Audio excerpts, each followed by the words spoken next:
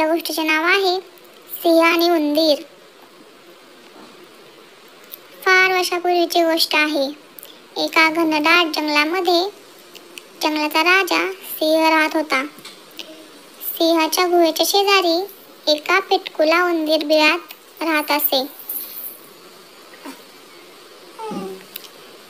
एके दिवशी उंदीर नेहमीप्रमाणे त्याच्या मित्रांना भेटण्यासाठी बिळातून बाहेर पडला.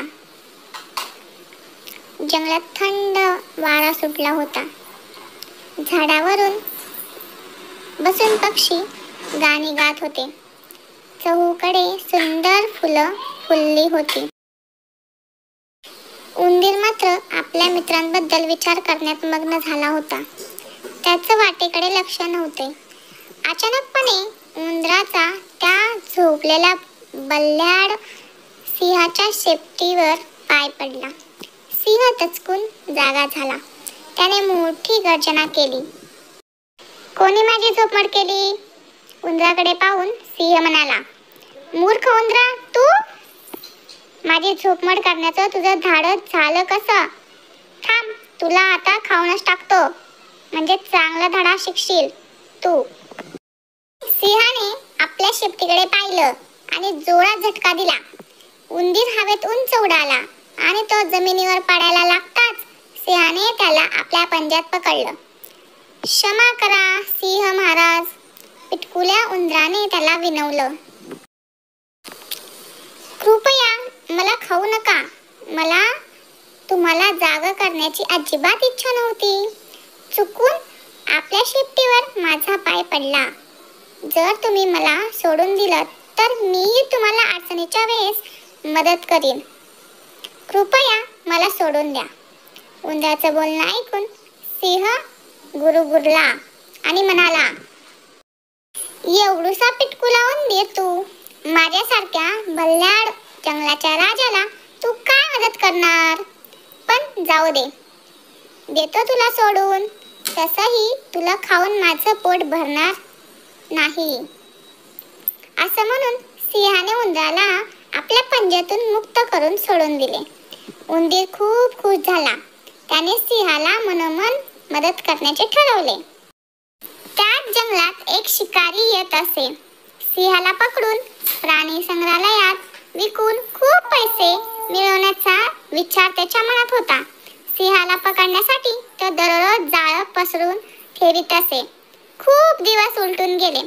अखेर एके दिवशी तो बल्ल्याड सिंह शिकाऱ्याच्या जाळ्यात अडकला. जाळ्यातून बाहेर पडण्याचा त्याने खूप प्रयत्न केला. त्याने त्याचे मोठे पंजे झाडले. लांब शेपटीने त्याचे मोठे पंजे झाडले. लांब शेपटीने जोर जोरात फटके मारले, पण त्याला जाळ्यातून बाहेर काही येता आलं नाही. त्यामुळे तो मोठ्याने गर्जना करून आकांत करू लागला. गुहेशेजारी असलेला उंदीर सिंहाची गर्जना ऐकून बिळातून बाहेर आला. त्याने बघितलं, सिंह जाळ्यात पूर्ण गुरफटून गेलाय.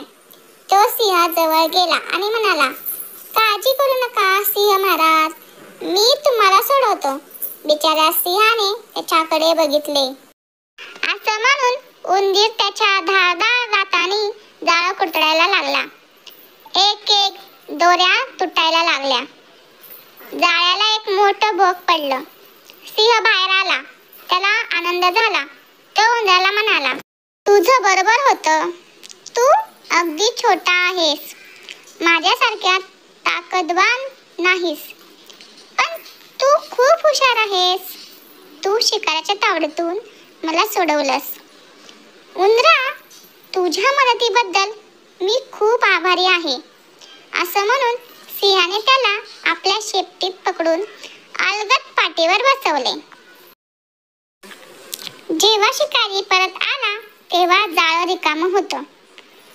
सिंह आणि उंदीर दूर गेले होते. ते आता खूप चांगले मित्र बनले होते. तात्पर्य क्रमांक 1, कधीही कोणालाही शूद्र किंवा लहान समजून त्याचा उपहास करू नये. वेळ पडल्यास कोणीही संकटकाळी मदतीला येऊ शकते. तात्पर्य नंबर 2, प्रेम आणि दयाळूपणा कधीही वाया जात नाही. तुम्ही दयाळूपणाने वागून काहीही साध्य करू शकता जे तुम्ही सक्तीने करू शकत नाही. प्रिय बाल मित्र हो, आशा आहे की तुम्हाला सिंह आणि उंदराची ही मराठी बोधकथा नक्कीच आवडली असेल. गोष्ट आवडली असेल तर खाली कमेंट करून नक्की सांगा आणि तुमच्या मित्रमैत्रिणींसोबत शेअर करा. अशाच नवनवीन व्हिडिओसाठी लाईक आणि सबस्क्राईब करा.